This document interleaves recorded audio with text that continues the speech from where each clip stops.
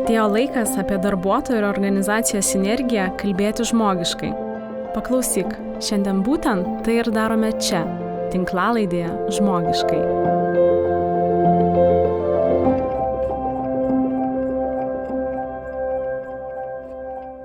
Labadiena, tinklalaidė Žmogiškai klausytojai, o šį sezoną dažnai sakau ir žiūrėtojai.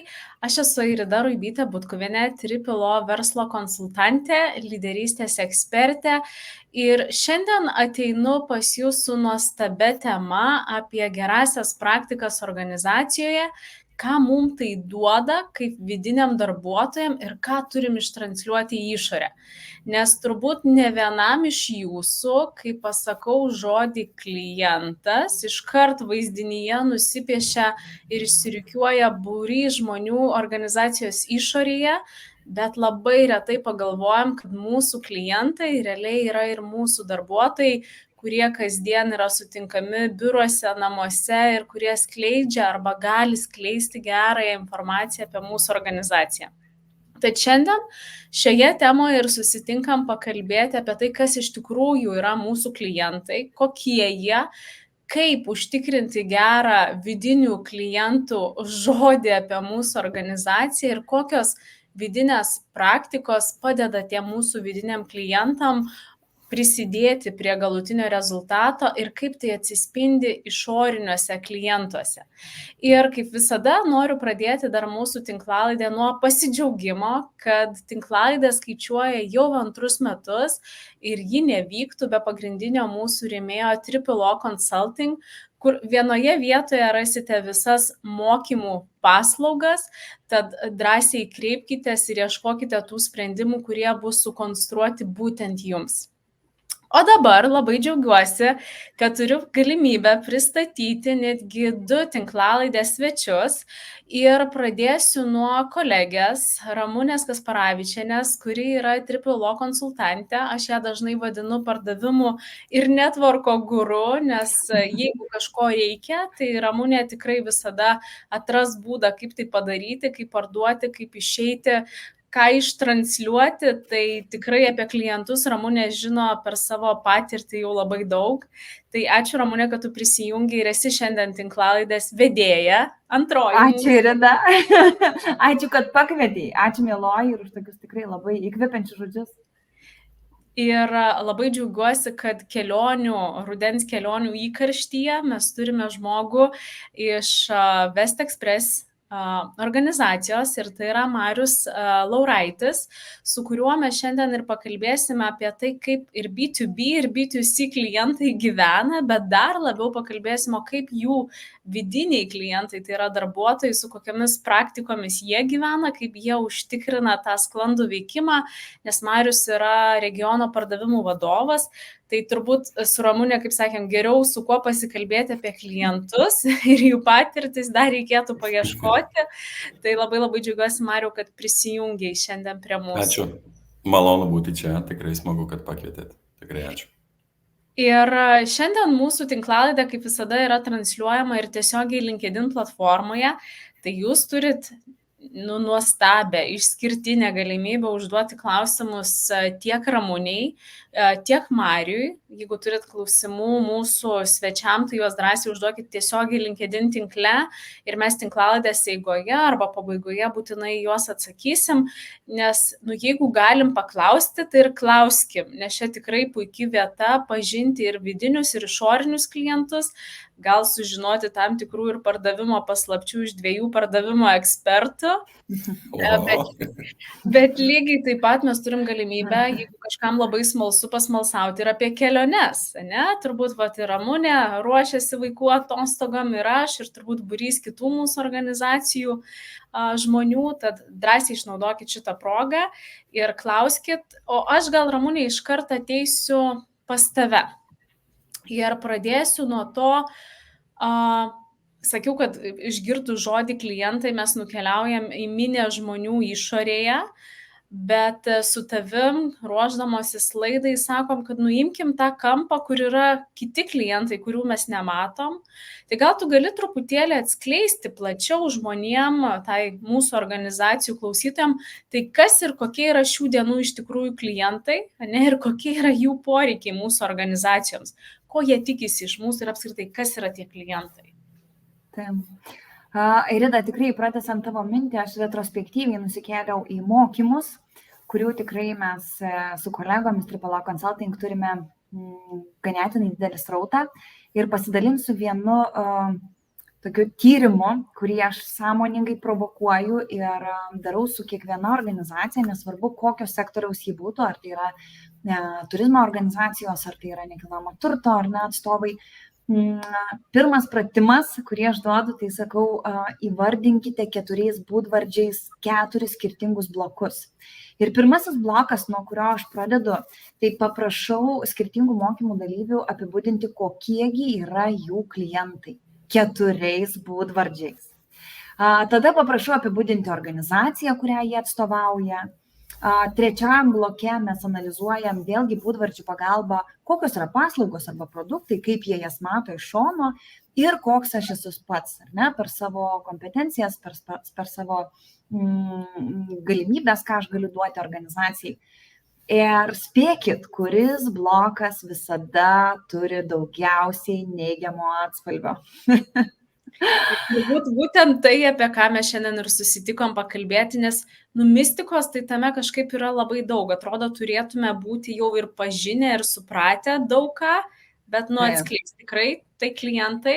Taip, tai yra Irida klientai. Tai yra tas blokas, į kurį mes nusitaikėme su savo strėlėmis. Ir tai yra, atsakymas yra turbūt vieno paprastas. Tai yra tai, dėl ko mums tenka gerokai paplušėti, ar ne? Tai yra tie žmonės, kurie mums suteikia daugiausiai pieno rūgščių, nes yra labai daugelio atveju nepatogu. Ir kai mes pradedame apie tai galvoti, aš užduodu tada klausimą, sakau, žiūrėkit, mėlyjeji, kaip jūs manote, ar mūsų nusiteikimas yra tiesiogiai koreliuotinas su mūsų veiksmais? Ir daugelis man paantrina, sako, taip, jeigu aš galvoju, kad mano klientas yra toks, šioks ir anoks, tai natūralu, mano veiksmų planas yra tam tikras. Bet aš noriu šiek tiek kitų kampų pasižiūrėti šitą pratimą ir mes daugelis galvojame, ką ir Irida tu paminėjai, jog klientai tai yra mūsų išorė. Ir dalyvaudami mokymuose vadovai, skirtingų grandžių vadovai, jie taip netgi nustemba, sako, aš niekada nesusimaščiau, kad mano klientas tai yra organizacijos vidinis žmogus. Taip, tai yra lygiai tokie patys klientai ir mes su jais lygiai taip pat turime komunikuoti. Ir kas yra įdomiausiai, kad mes turime komunikuoti su jais parduodami savo skirtingas idėjas. Ir nepaslaptis, kad rinkodaros skyrius yra tas skyrius, kuris suvalgo, ar ne, organizacijos didžiausią kaštų dalį, bet visa tai, ką jisai sukuria, pirmiausiai turėtų būti įdėta ne kam kitam, o mūsų vidiniai komandai, tai yra vidiniam darbuotojam į lūpas. Ir jeigu jie nuperka vieną arba kitą žinutę, jie tai transliuoja su tuo užsidegimu ir su tuo noru, kurį mes norime juos dėti. Jeigu jie to nenuperka, vargu bau, ar tai įmanoma padaryti. Tai čia kalba eina apie mūsų vidinius darbuotojus. Jeigu mes pakreipiame šiek tiek į kitą pusę ir pasižiūrim, ko ieško išoriniai klientai ir kas šiandien dienai rinkoje jiems yra svarbiausia, tai vėlgi tyrimų duomenimis, tarptautinių tyrimų duomenimis noriu pasakyti, kad pirmas dalykas, kas šiandien dienai klientų yra bene svarbiausiai, tai yra greitis. Nes mes gyvename sraute, mes gyvename tikrai labai tokioj zonoj, kur ir dirbtinis intelektas jau yra insifiltravęs, ar ne, ir jisai dar paspartina procesus. Tai greitis yra numeris 1. Mes turime pripažinti, kad kai yra greitis ir kai mums to reikia, vadinasi dar vienas elementas, kuris mūsų išoriniam klientam yra svarbus, tai yra informacijos paprastumas. Nes jeigu mes turime labai didelį laiko tarpą, informacija turi būti pateikta labai suprantamai, trumpai, sklandžiai ir paprastai. Trečiasis elementas, kas mūsų išoriniam klientui yra labai svarbu, tai yra leidimas jam suprasti, kad tu esi man vienintelis ir nepakartojamas. Ir čia netgi mes kalbame tiek apie B2C klientus, tiek apie B2B klientus, nes už visų šitų procesų stovi ne kas kitas, o žmonės. Ir ką aš noriu ketvirtajam laiptelį, jeigu taip galima pavadinti, pasakyti, kad žiūrėkit, tik ketvirtas momentas, už kurį klientai moka didžiausius pinigus arba pasitikė būtent mumis, tai yra profesionalumas ir kompetencija atstovaujamai pozicijai. Tik ketvirtoje vietoje. Vadinasi, greitis, informacijos paprastumas, suvokimas, kad aš esu tas žmogus, kuriam yra dedikuojamas visas organizacijos laikas tą minutę, kai jis yra su ja. Ir tik tada kompetencija ir žinios. Bet Ramunė, labai įdomu, greitis, informacija, ne, ir tu paminėjai leidimą suprasti, kad esu svarbus, bet juk lygiai taip pat visi šitie dalykai yra svarbus mūsų organizacijų darbuotojams. Greitas reagavimas į problemas, jeigu kažkas iškyla, ne, informacijos patikimas, kas dažnai organizacijų būna labai daug paslėptų dalykų ir nieks nebežino, kur pradžia, kur pabaiga, nes kažkas tą informaciją kažkur yra padėjęs. Ir lygiai taip pat tas supratimas, kad tu esi man svarbus, kad aš noriu tau padėti. Tai vat, kaip šitą perduoti mūsų vidiniam darbuotojam, ne, tiem vidiniam klientam, kaip užtikrinti visą tą ir greitį, ir patikimumą, ir informaciją, kad tų žmonių lūpose nuskambėtų tą marketinginę žinutę. Nes tikėtina neužtikrinus pirmų tų 3, kaip tu pasakei, ta marketinginė žinutė ten gal ir neskamba. Taip, jinai ir paskęsta. Ir jeigu žiūrėti į rinkos situaciją, rinkos tendencijas, ką mes matome, kad anksčiau mes galvojame, kad klientas yra visada teisus. Ir visi mūsų veiksmai, tiek rinkodariniai, tiek visi kiti, ar ne, magic efektai buvo nukreipti tam, kad pamaloninti klientą ir kad jisai suprastų, kad jam yra galima viskas. Aš čia taip hiperbolizuotai, ar ne, sakau, bet iš principo mintį suprantam visi. Tuo tarpu dabar tikrai labai daug dėmesio yra skiriama mūsų vidiniams klientams. Tai yra tų darbuotojų emociniai geroviai, nes nuo jų emocinės gerovės labai priklauso tai, kaip jie reprezentuoja. Dar vienas momentas, kodėl tai labai svarbu daryti, todėl kad mes supratome, jau tikrai čia dabar ne šios dienos aktualija, jau kurio laiko aktualija, kad nėra geresnių ambasadorių organizacijos kaip vidiniai darbuotojai. Ne? Tai yra tie žmonės, kurie patys turėtų savo pavyzdžių rodyti, kaip tai darom. Ir man tikrai džiugu, nes West Express yra 30 metų rinkoje labai sėkmingai veikianti organizacija, netgi šiek tiek pasakysiu, kad man teko būti jos dalimi, tam tikrą savo gyvenimo etapą, kuris tikrai nebuvo trumpas, tai esu tai prijaučianti labai stipriai ir turi labai gerų praktikų. Taip, turi tikrai labai gerų praktikų, jomis tikiu Marius pasidalins plačiau, bet va čia ir svarbu suprasti, kad darbuotojų emocijos ir kaip greitai jie sulaukia vienos arba kitos žinutės, kaip jie jaučiasi ją išpakuodami emocionaliai, kiek jie turi galimybę patirti tai savo kūnų kailiu, taip stipriai jie paskui tai visą transliuos į išorę. Ir aš noriu pasidalinti vieną istoriją, šiuo atveju nesusijusi su turizmo rinka, susijusi su kita organizacija, kurioje man teko dirbti, prisidėti daug prie jos, tai buvo biuro prekių tiekimo kompanija, kai mes darėme tokį eksperimentą. Mes pamėginom pasižiūrėti, jeigu skirtingas pareigas užimantis žmonės gautų vienodą informaciją iš pardavimų skyriaus, kiek jie galėtų įsitraukti ir kokį rezultatą galėtų sugeneruoti. Ir ką mes dar buvom padarę, mes netgi buvom įdiegę tam tikrą valiutą, tai reiškia, kad už tam tikrą pardavimų kiekį žmonės galėjo tą valiutą išmainyti paskui savo kokybišką poilsį. Ir kas man padarė didžiulį įspūdį, kad visi turėjo vieną starto liniją, visi turėjo tą patį galimų klientų sąrašą, bet rezultatus fenomenalius parodė tas žmogus, kuris dirba sandėly. Tai yra tas žmogus, kuris dirba surinkimo skyriuje, ne, ir kartais prekių išvežiojimų užsiema. Tai yra tas žmogus, kuris perėmė visą tai, ką mes norėjome perduoti galutiniam klientui ir dar kartą mums parodė, kaip svarbu yra komunikuoti lygiavertiškai su visomis grandimis, nes kiekvienas organizacijoje dirbantis žmogus prisideda prie pardavimo proceso, labai stipriai prisideda. Ir kartais jo akys dega net labiau, negu dega pardavimo atstovo, nes jisai turi naują iššūkį, jisai turi idėją, jisai nori parodyti pasauliui, kad aš esu viso to dalimi.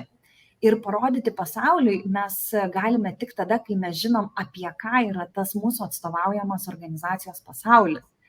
Nes paskutinė mintis, kurią man tenka ir ištransliuoti ir pamatyti vėlgi savo pieno rūgščių eksperimento dėka, tai kai darbuotojų... Čia grinai bėgikų problemos. Tai kai darbuotojams užduodi klausimą, kas šiandien dienai yra pas jūs ištransliuota internetiniuose namuose, internetiniai svetainiai, kokie šūkiai šiandien dienai, kokie lozungai, ar ne, vyrauja, kokios akcijos, tai dažnas pasikaso galvą ir sako, aš nežinau, labai senai ten buvau. Bet nuo ko, Ramūne, pradėti? Jeigu mes šiandien kalbam, kad vertę kuria mūsų vidiniai klientai, kurie padės sugeneruoti rezultatą su išoriniais klientais, nuo ko pradėti organizacijai? Ką jinai turi daryti, kad tas vidinis klientas būtų pasiruošęs priimti išorinį klientą ir padaryti pardavimą, ne, jau organizacijoje? Žinai, vienos piliulės turbūt nėra, nes kiekviena organizacija, su kuria mes darbuojamės, jinai yra labai skirtinguose lygmenyse, ar ne? Ir jau yra pasidarę skirtingus elementus tam, kad galėtų to siekti. Bet pirmas dalykas, gal jisai nuskambės labai šabloniškai, tai yra pradėti nuo audito ir pasižiūrėti, kiek yra spragų. Tai yra pasižiūrėti tam tikrų pratimų dėka, ar mūsų organizacijos pardavimo, ypatingai komanda, tai yra tie žmonės, kurie prisiliečia labiausiai prie klientų, komercijos skyrius, ar jie gyvena tuo pačiu ritmu, kaip gyvena organizacijos vadovų žinutės ir rinkodaros skyriaus žinutės. Tai padaryti nėra sudėtinga. Žinučių, ne, buvimą, kiek mūsų žmonės iš tikrųjų žino, kas vyksta organizacijai. Tai turbūt ir apklausos tinka pasidaryti, ne, ir tam tikri mokymai, kurių metu, kaip tu sakai, pamatuoji pieno rūgščių kiekį, ne, ir ties, kur yra ta riba, nes lygiai taip pat organizacijos darbuotojai labai dažnu atveju net tikslų organizacijos nežino. Tai ką jau kalbėti apie tam tikras marketinginės žinutės ir turbūt ne kartą yra tekę susidurti su situacija, kai skambini organizaciją, pamatęs internetinėje svetainėje jų pasiūlymą, o darbuotojas sako, ne, aš apie tai negirdėjau. Tai čia labai svarbu tą akcentą uždėti, kad jeigu jau norim ištransliuoti į išorę, tai pirmą suteikim galimybę viduje susižinoti, o iki to dar pasitikrinkim, kokia ta mūsų situacija apskritai yra, ką mūsų darbuotojai žino apie mus, mūsų tikslus, pardavimų procesus, produktus, ne? Labai svarbu būtų pradėti. Taip, be abejonės.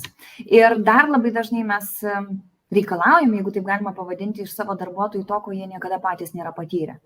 Ir čia turizmo kompanijos, jos turi tikrai labai šaunų įrankį, tai yra infotūrai, ar ne, kur darbuotojai gali patys išvykti, jie gali patys pamatyti, bet jeigu kalbam apie greitį, informacijos paprastumą ir parodymą tretiesiam tiem jau klientam, ar ne, galutiniam klientam, kurie atvyksta, kad mes labai juos mylime, jie yra mums labai svarbus ir mano dėmesys čia ir dabar sukoncentruotas tik tai jį, labai svarbu suprasti, kad jeigu mes save rinkoje kotiruojame kaip premium klasės, tarkim, jeigu, ar ne, atstovą ir norim premium klasę pademonstruoti savo klientams, tai klausimas, ar ta premium klasė yra patyręs savo kailiu pats darbuotojas, kuris tai daro.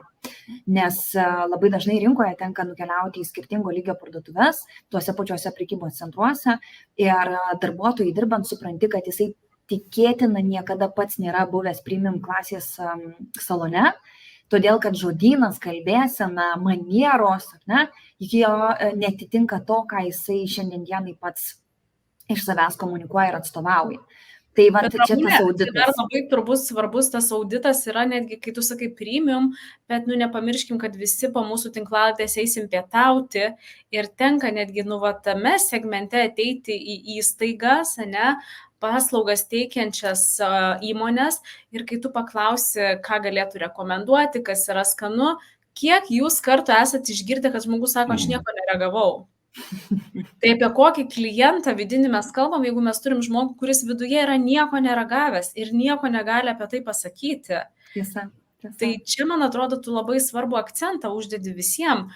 Turbūt ir Marius jau dabar galėtų ir papildyti, ne, kad wow, nuo kokių paprastų dalykų mes turim pradėti su savo vidiniais klientais ir kiek yra neišnaudota potencialo. Man net plaukai šiandien, žinokit, va dabar pasišiaušia, kiek dar ko galim padaryti. Potencialą. Wow. Jo. Tai tikrai pritariu. Taip, Mariau, gal pasidalink, o ką Vest Expressas, ar ne, kaip 30 metų turizmo sektoriaus lyderis, kokias praktikas taiko, kad tie vidiniai klientai, tie darbuotojai, kurie labiausiai bene suinteresuoti sėkme, galėtų patirti ir per patirtį visą tai transliuoti? Taip, tai labai gerą akcentą Ramunė minėjai, kad tai yra infotūrai. Tai infotūrai jie labai stipriai ir motyvuoja patį darbuotoją, nes tu realiai, kaip tu gali parduoti gerai tai, ko nesi matęs, nesi ragavęs, tai tikrai mes tengiame šitą dalyką padaryti taip ir tikrai ne viena agentūra tą patį daro, mes kai keliaujame infotūrų sutinkame kolegas iš kitų agentūrų, yra įprasta praktika netgi, bet jinai yra labai maloni, tas darbas su kelionėm iš karto neišvengiamybė malonė tai, kad tu pats turėsi nemažai keliauti. Tai infotūros yra vienas iš, ko gero, smagiausių darbo aspektų, tie, kas dirba su poilsinių kelionių segmentų ir klientai, kurie, tarkim, atsiduria tokių kolegų rankose, kurie daug keliauja, daug pamato, daug paragauja, nes maistas irgi labai svarbu. Tai jie tikrai gauna tą, kaip čia yra tas angliškas toks reiškimas, legit informacija, kuri nėra, sakykime, iš katalogo perskaityta ar kažkur per Google pažiūrėta. Tai tikrai smagu, kai kolega gali netgi naviguoti, pasakodamas ten kokias, nežinau, Maltos gatvėse, kur ten pasukti, ką pamatysi ir taip toliau panašiai. Tai yra neįvertinamos žinios, kurių tiesiog paprastai neina nupirkti. Ir tokie ekspertai, kai dirba tokios agentūros kaip Vest Express, tai ir yra ta tikroji vertybė ir stiprybė mūsų įmonės. Tai tikrai smagu, kad yra tų būdų iki šiol dar tokius stiprius ir žingeidžių žmonės išlaikyti dar pas mus ir būti toj vienoj komandai. Puiku. Nepaslaptis, kad Vest Express kelionių kompanija, žinot, tas žodis agentūra man toks sumažinantis tai, ką daro organizacija, ne, aš taip leisiu savo vadinti kelionių kompaniją. Dirba tiek su asmeninių kelionių pasiūlymais, tiek su tolimosiomis kelionėmis, išskirtiniais variantais, bet be abejonės didelę rinkos dalį turi ir B2B, tai yra verslo ar ne kelionių pardavimuose. Ar galėtum, Mariau, šiek tiek mums praplėsti matymą? Mes pasižiūrėjome tą, ko reikia darbuotojams, kaip jie semėsi žinių, o ko reikia tom skirtingom grandim klientų. Į ką jūs fokusuojatės, kokias gerasias praktikas taikote, kas pasiteisina jums ir už ką klientai dovanoja savo lojalumą bene 30 metų? Gal čia šiek tiek nuskambės jau ir šabloniškai, bet vis dėlto tai yra tas verslas toksai patampa, kad ir esame didelė kompanija, bet labiau person to person. Tai kai atsiranda ryšys su, nežinau, ar tai administratoriai ir personalo vadovai, ar tiesiog tas komandiruočių koordinatorius, kuris yra jų įmonėje, nuo mūsų klientų įmonėje, ir kaip jisai šiltai bendrauja su mūsų aviabilietų specialistu, kaip ten kas antram laiške širdelės šypsenėlės, tai yra irgi tikrai labai svarbus aspektas. Kalbant apie jau tą tokį verslo aspektą, ne vien tik emocinę dalį, tai klientai labai vertina kokybę. Ko gero vertina ir vertins. Ir tai, ką jie gauna iš mūsų rankų, su mūsų kolegų pagalba, tai ko gero yra, aš dirbau keliose agentūrose, su visa pagarba, ten tikrai labai daug patirties turėjau. Vieno iš jų net 11 metų teko išdirbti ir dirbau aviabilietistų ir tikrai žinau ir tas smulkmenas, kas, kaip sakant, tie antpečiai nėra šiaip savo, tiesiog, jie su laiku atsiranda. Tai tikrai žinau, kaip ten dirba, kur yra mažesnio verslo atstovai, tikrai ten irgi daug širdies į bendravimą su kliento, bet tai, ką mes galime, būdami rinkos stambų žaidėjai, kaip mes galime atstovauti klientą, tiek prieš aviakompaniją, sakykime, derindami korporatyvinės kainas, specialias sąlygas tiek su viešbučiais, tiek su automobilių nuomos kompanijom, tiesiog atstovaudami to mūsų kliento interesą, tai jie supranta klientai, kad jie sutaupo čia daugybę laiko ir energijos ir nereikia tiek daug žinoti niuansų apie skrydžius, apie viešbučius ar kitas kelionių paslaugas, nes mes už juos tai padarom ir jie realiai gauna jau tą, grubiai tariant, sukramtytą informaciją, paruoštą kažkokį tai, vadinkime, aptarnavimo modelį su specialiom kainom iš visų tiesioginių tiekėjų, vien tik tai dėl to, kad mes žinome, suprantame ir esame labai stiprus rinkos žaidėjai. Tai nepaslaptis, kad taip. Aš dar kažkaip iškart, Mariau, kai tu paminėjai dar tą kliento bendravimą, kiek daug nesuteikėt, nuimat galvos skausmo, man šitoj vietoje aš suprantu, kad labai svarbią dalį ir užima tas darbuotojas, kuris ir komunikuoja su išore, kuris realiai mes kaip šiandien kalbam, darbuotojas yra mūsų vidinis klientas. Ir pats, Mariau, paminėjai apie širdeles, ten emocijas, ką jūs padarot ir įdedat į tų darbuotojų lūpas, kad jie tą santykį tokį sukurtų su ta organizacija. Nes čia, man atrodo, yra tas didysis stebuklas. Kas vyksta, ką padarot, ką iškomunikuojat savo darbuotojams, kad jie norėtų tokį santykį kurti. Ką tau davė organizacija, kad tu šiandien taip gražiai apie ją kalbi? Kur yra paslaptis ir geroji praktika? Čia motyvuoja faktas yra ir finansinė dalis, tai čia natūralu, ko gero vienas iš tų aspektų, kur norisi irgi dirbti ir daryti. Ir kita dalis, ko gero, tos šypsenėlės ir širdelės atkeliauja vien tik tai dėl to, kad žmogus gyvena kelionėmis ir jam tai yra įdomu. Tai, tikrai su visa pagarba visiems kitiem verslam, bet tikrai, jeigu tu pardavinėjai sviestą, o tu parduodi keliones ir tu gauni tikrai kur kas daugiau emocijų iš žmogaus, kuris grįžta iš to šalies arba, įsivaizduokit, jeigu verslo klientų aptarnavimo darbuotojas tiesiog automatu jau jisai supranta, žino, ko tam klientui reikia, jisai žino, kurioje vietoje jis nori sėdėti lėktuve, jisai žino, kad jam reikia boarding paso, įlaipinimų kupono atsiųsti būtinai tą ir tą valandą.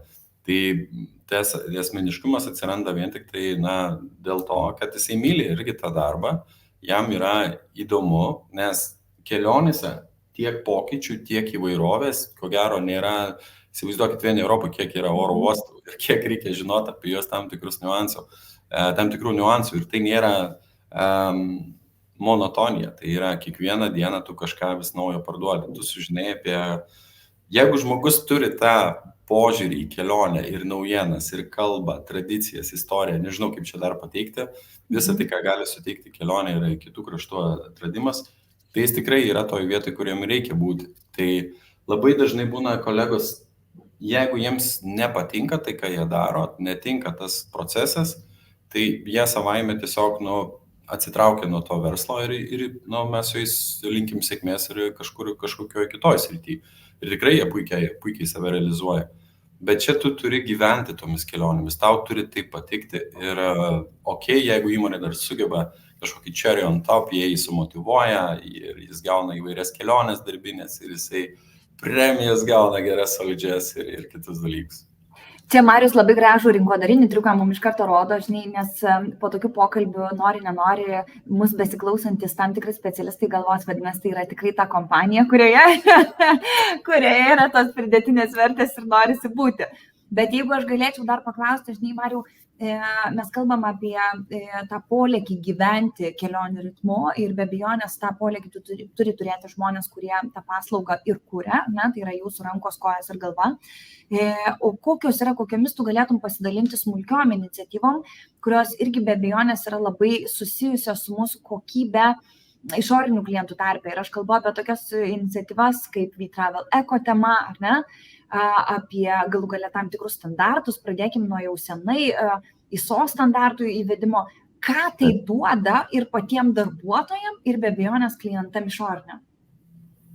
Tai kalbant apie ISO standartus, tai labai aiškios gairės, kaip tą daryti. Jūs visi turbūt džiaugiatės, kai jeigu ir net nesukat savo galvos per daug, pasiimat, nusiperkat tikėjos kokį baldą, atsiverčiat, yra instrukcijas ir tu praktiškai pats patampi baldų specialistų. Tai ISO standartai tiesiog leidžia vadovautis lengviau tam tikromis taisyklėmis, jos yra pakankamai aiškios. Ir kai viską tu darai teisingai, tai ir tas baldas gaunasi geras, ar ne, gal tokia metafora paprasta, bet jinai pakankamai aiški. Tai tiesiog ISO standartai leidžia mums tą daryti tinkamai ir kai klientas žino, kad jisai bus aptarnaujamas tokiu principu ir specialistas žino, kaip tą daryti pagal tos standartus ir jam yra ramiau, paprasčiau, nes jis turi tą kokybės kažkokią tai kartelę, truputėlį aukštesnę nei jisai pats bandytų kažkur ieškotis, gaudytis ir tikrai dažnu atveju gaišta laiką ir tikrai anaiptol negauna pačios geriausios rinkos kainos, ką galėtų gauti per mus.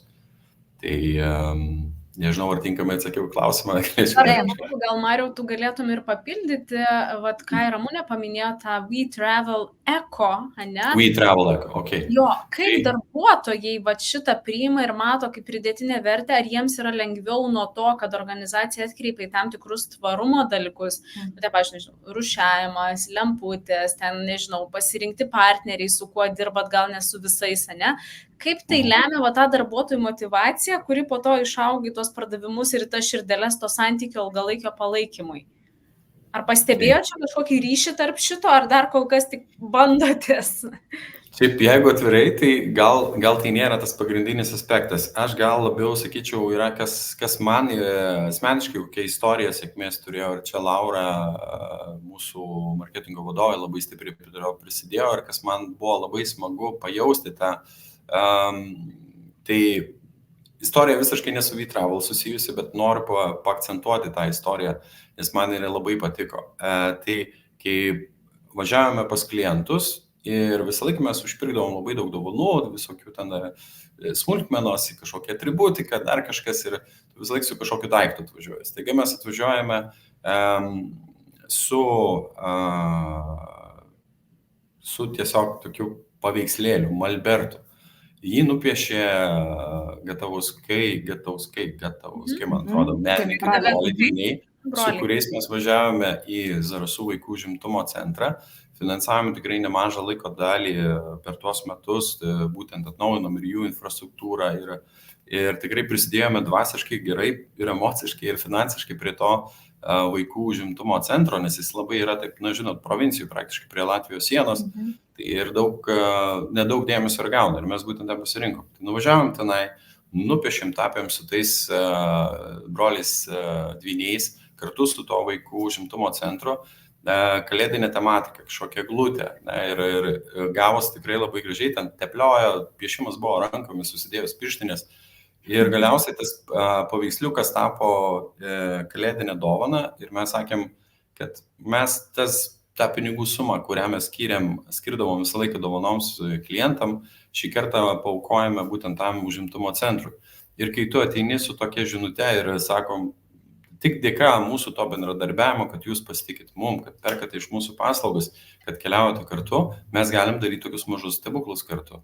Ir jie į tą dovaną visai kitaip žiūrėjo. Jie tada atsivėrė, pradėjo pasakoti, ką jie remia, su kuo jie dirba. Kad sako, tokia maža smulkmena yra kur kas, tvariau, ir mes, ko gero, stipresnį ryšį tuo metu pajutom, negu, ten, žinot, kažkokios kitos dovanos. Tai ką noriu pasakyti, kad kai mes komercijos atstovai, kai važiuojam su klientu, kalbamės ir šnekamės ir įteikiame tas dovanas, tai irgi labai stiprus ryšys su klientu atsiranda.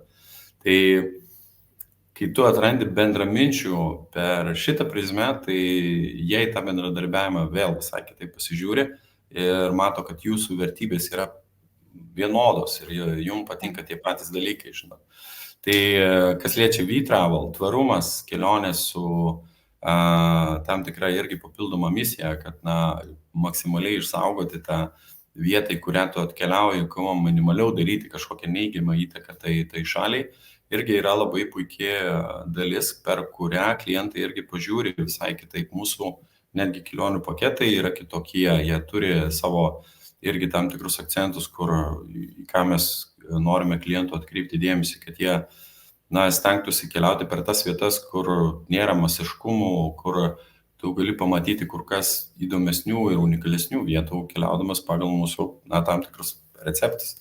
Tai WeTravelis irgi vienas iš tų dalykų, su kuo EcoTravel principu tikrai klientam visada norisi kažko naujo, kažko kito, jeigu jų vertybė sutampa, tai jie būtinai renkasi būtent tai, ką mes jiems galim pasiūlyti per šitą kelionių paketų principą. Čia turbūt Marius atvėrė minčių srautą besiruošiant artėjančiam šventėm organizacijai, ne?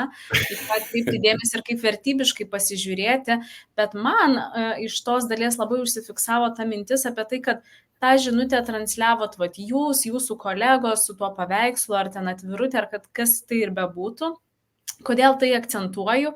Jūs nešė tam tikrą prasmės žinutę. Ir vėlgi, tai buvo darbuotojų lūpose. Ir kaip mes dažnai nukomercinam, einam į smulkmenas, ten tušinukai, pieštukai ar kad ir kas, ir prarandam tą prasmę ir esmę. Ir aš tikiu, kad darbuotojui, 10 kartų, 15 kartų maloniau yra keliauti su ta atvirute ir žinute, negu su tušinuku. Ir tai vėlgi yra ta geroji praktika, kur mes patys suprantam, kodėl tai darom, tada perdodam savo darbuotojui, kad jis jau perduotų klientui. Ir kas tada įvyksta? Grandininė reakcija, nes tikėtina, tas klientas tą patį gali sugalvoti arba labai panašiai ir įtraukti savo komandą, savo darbuotojų. Tos gerosios praktikos, man atrodo, labai gražiai skleidžiasi tokiu būdu. Taip, be abejo. Čia, žinot, čia ne vien tik tai verslas, čia yra ir kažkas, nežinau, jeigu tu mėgsti kažkokį filmą, tas filmas taip pat kažkam kitam patinka, tu jo apie jį gali daug kalbėti ir kartais tai patampa vos ne pagrindiniu tavo susitikimo reikalo, paskui ant galo klientas, tai kur čia pasirašyti, žinot, tai tas tikrai, nesakau, kad mes tokiu principu visas sutartis pasirašinėjom, bet tikrai labai smagu, kai su klientu tu turi kažką daugiau negu vien tik tai verslo santykių, o su juo gali pakalbėti platesniam temom, be abejo, jų yra tikrai labai daug, tai tik tai reikia, žinot, pažinti klientą, su juo daugiau bendrauti. Aš turiu dar klausimą, Ramunė, nežinau, ar tu dabar turi Marių klausimą, bet man iškart toks vienas klausimas kyla. Tu pats esi kaip ir pardavimų vadovas regiono, tai kaip tu dirbi su savo komanda ir nariais, kad jie norėtų kurti tokį santykį, kokius jūs, nežinau, ar standartus irgi turit kaip vadovai komandoje, ne? Kaip turėti tą sinergiją, nes mūsų tinklalaidė ir yra darbuotojų ir organizacijos sinergijai. Tai ką tu kaip vadovas darai ir kuo nori pasidalinti su kitais vadovais, net nepaisant to, kuriame sektoriuje jie yra? Kas padeda kurti tokį ryšį ir per prasmę, ir per santykį, ir kad ant sutarties pasirašai, žinai, pirmą pakalbėjęs apie likim vieną įsivaizdavimą apie ką kas nori, bet kokie tavo kaip vadovo veiksmai, jūsų kaip vadovo veiksmai prisideda prie to, kad tas rezultatas yra toks, koks yra? Tai kartais būna taip, kad, žinot, pasirašoma sutartis, dirbam kelis metus, toje įmonėje, pavyzdžiui, pasikeičia darbuotojas, su kuriam mes aptarnaujam. Vadybininkas visada stengiamės išlaikyti kuo maksimaliau tą patį, kad vėlgi atsirastų tas pats santykis. Bet būna taip, kad iš kliento pusės yra tokie pokyčiai.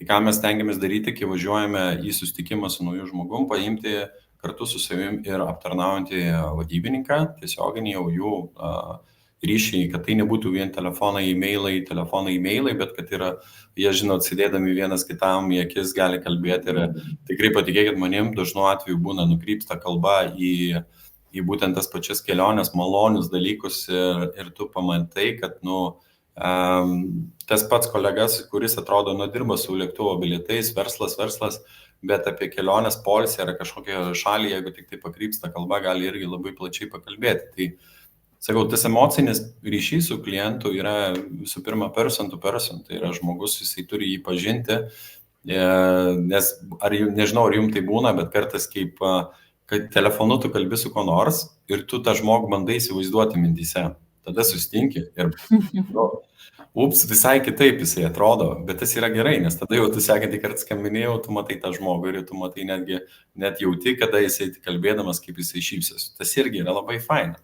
Tai, ką noriu pasakyti, įmonė labai mūsų yra didelė, jinai yra rinkos lyderis, tačiau tas betarpiškas bendravimas su klientu irgi yra labai svarbus. Ir stengiamės tikrai kiekvienam kolegai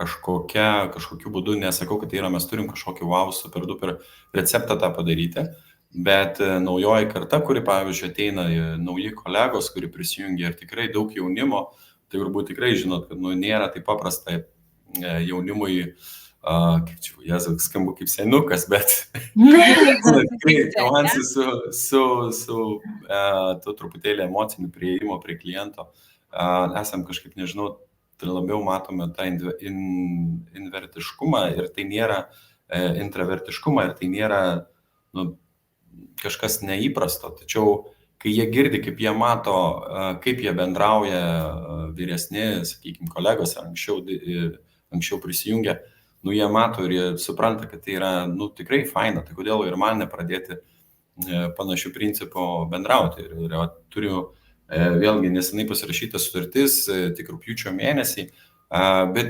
aš, kol, sakykime, dar tai vyksta, visą laiką stengiuosi gauti tos pačius laiškus, kur komunikuoja ir mano kolega. Nes sukuriamas e-mailas, matau, kaip jisai komunikuoja ir tikrai labai džiaugiuosi, nes tikrai jaunas vyrukas dirba su tikrai didžiulį srautą duodantį užsakymų įmonę, bet jau ateina to širdelės ir šypsenėlės, tai žinot, faina. Tai kai tu tikrai matai tą West Expresso ženklą, ne vien tik tai ten, žinot, skrydis lėktuvas, bet ir besišypsantį kolegą, tai yra faina. Tai yra tikrai kažkas labiau vertinamo ir ne viskas yra pinigais sveriama, ko gero šitoj vietoj. Taip, iš tikrųjų tai taip. Ir taip, žinai, Mariau, čia toks momentas, kai kartais tenka išbėgti į aikštelį ir treneriui, ar ne? Tenka išbėgti į aikštelę, bet aš tą labai net skatinu, nors žinau, kad yra rinkos ekspertai, kurie sako, kad reikia dirbti taip, kad treneriui nereikėtų išbėginėti į aikštelę, bet tų trenerių irgi yra visokių grandžių ir nebūtina įmonės savininkui bėgti apie aikštelę, bet mes esame tie, kurie norime būti arti žmonių, suprasti, kuo jie gyvena. Ir tas arti žmonių labai gražiai ir pavizualizavo jūsų istoriją, ar ne, pateikta apie tai, kad žmonės nori būti dalimi tos sėkmės istorijos, kuri yra vertybiškai stipri. Ne? Tai santykis ir noras padėti kitam žmogui iš principo jau yra labai vertybiškai svarbus argumentas. Ir mes norime tapti kitų sėkmės istorijų dalimi, tik kartais nesusimastome, kokiais būdais tai galėtumėm padaryti. Ir kartais, kaip sakau, eime, padarysim tai kartu, yra labai labai stiprus būdas tam, kad motyvuoti žmogų veikti, nes nėra B2B arba B2C, ar ne, yra, man labai patinkanti frazė, kad yra H2H, tai yra human to human, žmonės žmonėms. Ir iš tikrųjų kitame ekrano gale, kitame laido gale, kai mes bendravome su savo klientais tiek vidiniais, tiek išoriniais, kitame mūsų stalo gale yra žmogus. Žmogus ir jis labai nori, kad jisai būtų aptarnautas šiandien greitai, dosniai dėmesio prasme, jam suprantama kalba ir be abejonės ekspertiškai saugiai, ką deklaruoja ir West Express kelionių kompanija. Tai tas mane labai džiugina, iš tikrųjų, ir šiandien klausydama Mariaus aš suprantu ir taip savo dar kartą atsakau į klausimą, kad vienos piliulės nėra. Kiekvienai organizacijai yra tam tikras vitaminų kompleksas. Ir tų vitaminų mums reikia skirtingai, nes priklausomai nuo tų žmonių, kurie dirba, ar tai yra daugiau intravertai, ar tai yra daugiau ekstravertai. Aš savo mokymų metu dažnai sakau, kad mes esam 4 tipažų, direktyvus, ekspresyvus, draugiški ir analitiški. Ir vieno rakto į visas širdis jau nėra. Ir mes visą laiką ieškome to rakto. Ir nepaisant to, kad dirbtinis intelektas labai daug iš mūsų jau pasiims, ne? Mes turėsime gerokai mažiau tokios darbinės rutinos, kurią mes dabar skiriam, nes daug ką padarys dirbtinis intelektas. Bet dirbtinis intelektas netims iš mūsų santykio, ar ne? Ir jis gali pats širdelės nupiešti. Bet veiksmas turi būti labai sąmoningas ir generuoti vertybinę grąžą.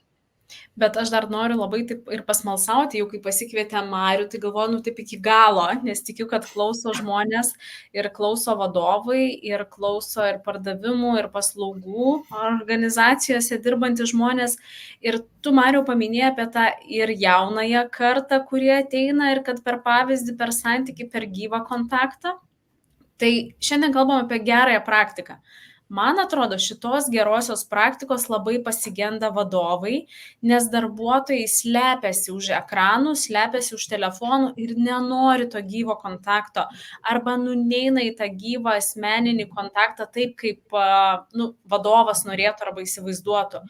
Ką jūs darote organizacijoje arba kaip skatinate tą gyvą kontaktą arba nuvažiavimą pas klientą, pabendravimą su klientu ir ką daryti? Turiu komandą, pardavimų žmonės, 9 žmonės, vadybininkai, neina, imkim B2B sektorius, ne? Ir neina pas klientą. Jie sako, aš išsprendžiau viską telefonu, bet kai pakalbė, žiūrėk, pardavė N kompanija, X kompanija, bet ne tu. Ką darote jūs, kad B2B sektoriuje žmogus norėtų nuvažiuoti pas tą organizaciją ir turėtų asmeninį kontaktą? Man atrodo, kad tai yra tikrai paslaptis. Čia gal vėlgi labai atsiranda tas žmogaus būdas. Nesakau, kad visi labai džiūgauja žinodami, kad važiuos pas klientą į susitikimą, kurio dar gyvai nebuvo matę ir tikrai būna ir jaučia ir tam tikras įtampas. Bet gal čia mūsų kaip komercijos atstovų, nes vis tiek dažniausiai mes kartu važiuojam su jais, tai stengiamės tą dalyką, kaip įmanoma lengviau nuteikti, kad nejaustų įtampos tas žmogus. Dar vienas iš būdų, kur dažnu atveju siūlome mūsų kolegom prisijungti prie renginių tam tikrų promo, į kuriuos kviečiame mūsų klientus ir jie yra jų irgi juos aptarnaujantis. Tai būna tas toksai susitikimas netgi su keletą vienu metu. Tai toks gaunasi labiau chit-chat, bet dažnu atveju to reikia, kad truputėlį ištirpdyti tuos ledukus. Tai kai mes darome renginį su ten kažkokią aviakompaniją, pasikviečiam, vieni kitus supažindinam, nes kaip komercijos atstovai mes tikrai esame gyvai jau susitikę ir žinom, atpažįstam tos žmonės, nors būna kartais irgi mums tokiu atveju, kad pirmą kartą matom. Tai vėlgi atstumai savo daro. Tai kažkokios piliulės, kad paskatinti dabar tą žmogų vykti į gyvą susitikimą ar atvažiuoti į tokį renginį, visą laiką būna, tas pirmas kartas. Jisai pirmą kartą nuvažiuoja, pabando, pažiūri, nėra čia taip jau ir baisu, viskas čia yra okei. Ir kaip aš, mano asmeninė patirtis, tai visą laiką stengiuosi su klientu bent porą kartų susitikti per metus, išgirsti jį ir vieno iš tų susitikimų metu tikrai stengiuosi kolegą pakviesti, bet šiaip žinokit, nėra irgi paprasta. Darbo krūviai yra tokie, kur ne visada ir tą patį kolegą gali geram pusdieniui išsivežti ar netgi ir daugiau, nes būna kartais vienas susitikimas, jeigu jisai yra Vilniuje, aš Kaune, susitikimas Kauno rajone kažkur Kėdainiuose, pavyzdžiui, tai viskas tampa taip pakankamai sudėtinga laiko prasme. Tai irgi nėra lengvas procesas, jeigu taip nuoširdžiai pasakyčiau. Bet vienas ar keli susitikimai su tuo klientu, kuris tikrai matai, kad jisai reikalauja daugiau dėmesio ir arba netgi būna kartais tokių mini konfliktų ir tu nori kažkaip juos įspręsti ir tu matai, kad jie atsiranda vien tik tai dėl to, kad žmonės vienas kitam rankos nėra paspaudę. Tai aš skatinu tai, nežinau, ar visų mano kolegų į komerciją irgi tas pats galvose yra įrašyti, ar jie nori tą patį daryti. Tikrai nesakau, kad čia kažkoks mano vieno receptas, jie irgi tikrai, stengiasi, bet tą daryti būtina, jeigu tu nori, kaip ir sakot, human to human, ne? Tai žmogus žmogui, jisai, per kompiuterį, visi mes turbūt per pandemiją tiek kitos ekranus esame atsižiūrėję ir tiek konferencijų turėję ir dar visokiausių kitokių renginių, kad tikrai pasilgstame to tiesioginio ryšio ir tą būtina daryti, kad kai jau mes galim tą daryti, tai reikia tikrai tą daryti ir kuo labiau. Ir jeigu jaunoji karta truputėlį per šitą laikotarpį, kur viskas vyko online, prie to priprato, tai tapo lengviau ir taip mažiau laiko kainuoja. Bet labai tikiu, kad vis tiek jie supras tai, kad tiesioginis ryšys su žmogum, jisai neišvengiamas, jeigu tu nori turėti tvarius santykius su klientu ir turėti ilgalaikį bendradarbiavimą. Ir čia paminėjai tą labai svarbų momentą, sukurti terpę, kaip ir Ramunė pradėjo apie tai, kad organizacija turi įdėti į lūpas arba įdėti tam tikrą įprotį suformuoti arba sukurti organizacijai tokią erdvę, kad tie žmonės norėtų ir galėtų. Be abejo. Ta prasme, turi atsirasti ir sąlygos, ir mūsų pačių, kaip sakyti, vadovų lygmenyje. Tu turi tai pasakyti kolegai, kad reikia tą daryti, nes kitaip viskas tai yra tik ant popierio, o ryšys su klientu jisai turi būti vis tiek labiau per asmeninę prizmę, jeigu jis tiesiog kitaip vertins tą bendradarbiavimą. Ir aptarnavimo mokestis netampa esminis dalykas tame dalyke, o jeigu kolega nori įdėti širdies ir į darbą, jisai irgi kartais nežiūrės ten į tą aptarnavimo mokestį, jis tiesiog stengsis dėl to kliento nueiti tą ekstra mylę, nes tai tiesiog jam yra malonu. Taip. Ir reikia, man atrodo, dažniausiai būna sugriaunamas tokia siena ir nereikia žodžio tada, kai mes turime pas klientą galimybę nuvažiuoti su tokiamis istorijomis ir su tokiais darbais, kuriais norim pasididžiuoti. Iš tikrųjų, su tais momentais, už kuriuos mes branginame kompaniją, kurią atstovaujam, pradedant nuo ekologijos, nuo santykių su žmonėmis, nuo istorijų, kuriuose esame išsprendę, ar ne, kaip žmonės, kurie kuria patirtį kelionių sektoriuje. Tai aš manau, kad kiek įmanoma daugiau tų istorijų reikia padovanoti kiekvienam tam žmogui, kurio lūpomis kalba organizacija ir kurio lūpos, turėdamas informaciją, uždega ir juokis. Be abejo. Aš turbūt nieko daugiau ir nepridėsiu šitoje vietoje, tai ačiū tau, Ramunė, kad tu taip gražiai ir apibendrinai ir nuvedei mus atgal prie to esminio momento, kad pradėkim nuo savęs. Pirmiausia, kaip mes mylim savo darbą, kokias mes istorijas esam susikūrę, nes lygiai taip pat ir mes esam tie vidiniai klientai, ne? Tai kai pradėsim nuo savęs, tada ir kitiem tiem vidiniam klientam savo žmonėm ištransliuosim. Ir ačiū labai tau, Ramunė, už tą akcentą, kad kaip svarbu dabar pasižiūrėti, kurioje vietoje mes esam, kokioje stadijoje ir ko pas mus. Kiek pas mus ko žino mūsų darbuotojai, ko nežino, ką mes transliuojam ir tada pagalvoti, ką įdėti tas lūpas, kokią prasme. Ir labai ačiū, Mariau, kad praskleidėjai tą supratimą, kad net kelionių sektoriai, tas individualus, tas one-to-one arba human-to-human bendravimas, jis yra be galo svarbus ir kad turime išjudinti tą norą kurti tą ryšį ir kurti per prasmę. Ir kaip tu dar gražiai irgi pasidalinai tuo per savo pavyzdį. Nuvažiuoti, pakalbėti, parodyti, traukti. Tai jeigu šiandien mes kalbėjom apie gerasias organizacijų praktikas, tai man atrodo, ne vieną ir patarimą, ir pamastymą, arba net nuo ko pradėti, tikrai kiekvienas galėjo atrasti. Tai labai ačiū už tai, kad tos gerosios praktikos dar kartą mums parodė, kad visų esmė klientuose yra mumise pačiuose, kaip mes mylim tą produktą ir ar esam paragavę, patyrę ir jeigu nesam, tai ar esam paprašę, ne, kad tos ribos arba tą kelionę organizuotų. Tai labai ačiū, Ramunė, ačiū, Mariau ir ačiū, kad klausot. Ačiū Triple O Consulting, kad galim tokį turinį dalintis su organizacijom ir padėti tomis gerosiamis praktikomis dalintis. Ir labai su Ramunė norim pakviesti ir paskatinti kiekvieną iš jūsų. Jeigu turit organizacijose gerųjų praktikų, kuriomis norit pasidalinti su didesnė auditorija, rašykit mums. Mes tikrai jūs pakviesim į šią tinklalaidę, nes ir kuriam tai darbuotojų ir organizacijos sinergijai, kad pasidalintume, nes tada turėsim tą geriausią daugybą. Tad drąsiai, turit idėjų, turit minčių, kuo norit pasidalinti ir drąsiai mes laukiam jūsų labai, o dabar labai ačiū ir iki kitos mūsų laidos. Ačiū labai, buvo malonu. Ačiū, Irida, ačiū už žmogišką turinį organizacijoms ir ne tik. Ačiū labai. Ačiū, kad buvai kartu su Triple O Consulting ir mano kuriama tinklalaidė Žmogiškai. Mūsų įrašus gali klausyti visose tinklalaidžių platformose. Atmink, žmogiškai ir niekaip kitaip.